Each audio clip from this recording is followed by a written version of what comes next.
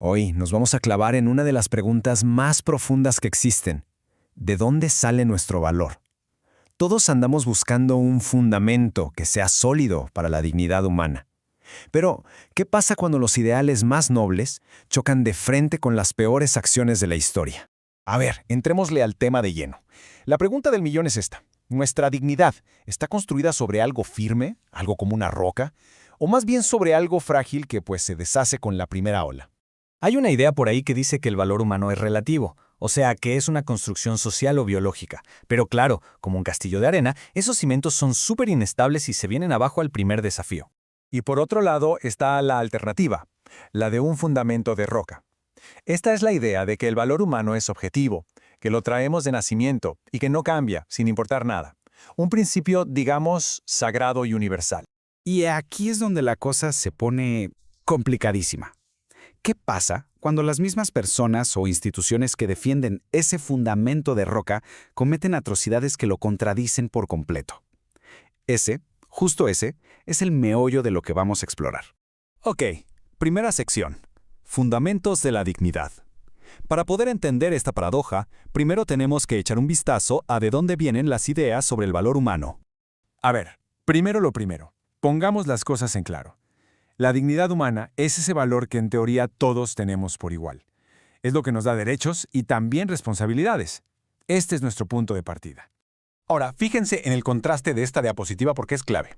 Por un lado, la visión secular que trata de explicar la moralidad con ciencia o la ve como algo objetivo pero misterioso, ¿no? Como que no se sabe bien de dónde sale.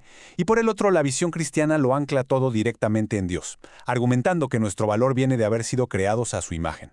Para poner esto a prueba, pensemos en un caso verdaderamente extremo. En 2008, el mundo se enteró del caso de Joseph Fritzl. Y lo más increíble es que hasta él mismo reconoció que lo que hizo estaba mal. Esa intuición, casi universal de que existe un mal objetivo, le pone un freno a la idea de que todo es relativo.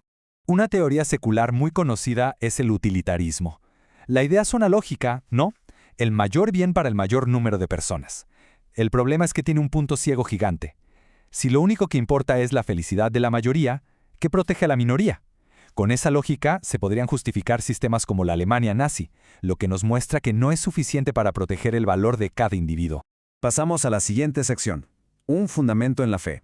Ahora sí, vamos a explorar la otra cara de la moneda, la idea de un valor objetivo que va más allá de nosotros y cómo la define la cosmovisión cristiana. Aquí tenemos a dos pesos pesados del pensamiento. Kant, que muchos citan en contextos seculares, de hecho argumentó que Dios es necesario para que la moral tenga sentido. Creía en el valor absoluto de cada persona. Y por su parte, Aquino hablaba de una ley natural, que viene de Dios, y decía que nuestro valor viene de ser un reflejo del Creador. Y esta cita, híjole, es que aquí está el pilar de toda esa cosmovisión. El texto del Génesis lanza esta idea radical de que cada ser humano, sin una sola excepción, lleva la huella divina. Esta es la roca sobre la que se construye la idea de una dignidad que nadie nos puede quitar. Hasta aquí, todo suena a un ideal muy poderoso. Pero ahora viene el choque con la realidad, y es un choque brutal. ¿Qué pasa cuando la historia de la misma institución que promueve este ideal está manchada de sangre y opresión?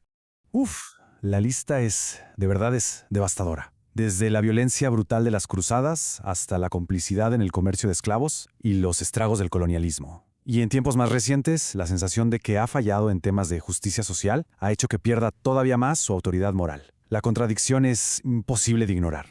Miren, creo que pocas cosas capturan esta hipocresía de una forma tan cruda como este dato. Ponerle a un barco que su único propósito era secuestrar y esclavizar personas. El buen barco Jesús es que revela una desconexión moral abismal entre lo que se decía creer y lo que se hacía. Y la voz de Frederick Douglass, alguien que vivió la esclavitud en carne propia, resuena con una fuerza increíble. Él hizo una distinción clarísima entre el ideal de Cristo y la práctica corrupta de la iglesia de su tiempo, que encima justificaba su opresión. Y después de ver todo esto, la pregunta es inevitable, ¿no? Si los constructores han fallado de una manera tan espectacular y tan constante, ¿podemos de verdad confiar en el fundamento que dicen defender? ¿O será que el problema está en la base misma? Y justo aquí, cuando parece que todo se viene abajo, la historia da un giro, uno que de verdad no te esperas. Al tratar de resolver esta contradicción, nos topamos con una paradoja fascinante que le da la vuelta a todo. A ver, el punto crucial es este. El historiador Tom Holland y no es el único, señala que los mismos estándares que usamos para criticar a la Iglesia, cosas como los derechos humanos, la igualdad, el valor de la persona, tienen sus raíces más profundas en la revolución moral que trajo consigo el pensamiento judeocristiano. C.S. Lewis lo explicó de una manera genial con esta analogía. El simple hecho de que nos indigne la injusticia significa que tenemos un estándar de lo que es justo. O sea, no podemos juzgar las acciones de la Iglesia como malas sin usar una línea recta moral que paradójicamente la propia tradición cristiana ayudó a dibujar en nuestra cultura. Siguiente sección, el camino a seguir. Bueno, ya que entendimos esta paradoja, ¿cómo salimos de aquí? Considerando todo esto, las fuentes proponen un camino con 2 pasos para responder a todo este daño. Primero, un reconocimiento honesto y un arrepentimiento por todos los errores históricos, y no nada más de palabras, sino con hechos. Y segundo, un regreso al centro del mensaje, imitar el ejemplo de servicio y humildad de Jesús, que es lo opuesto al abuso de poder. Y esto nos regresa a la pregunta del principio, pero ahora es mucho más compleja. ¿Nos quedamos con el ideal del fundamento de roca o lo tiramos a la basura por la historia terrible de sus constructores? Y la reflexión final es esta. A lo mejor no se trata de escoger uno u otro. La paradoja nos sugiere que el fundamento es tan sólido que es precisamente la vara con la que medimos y condenamos los fracasos históricos. El problema no sería la línea recta, sino la incapacidad de caminar derecho. El verdadero reto entonces no es encontrar un fundamento, sino estar a la altura de él.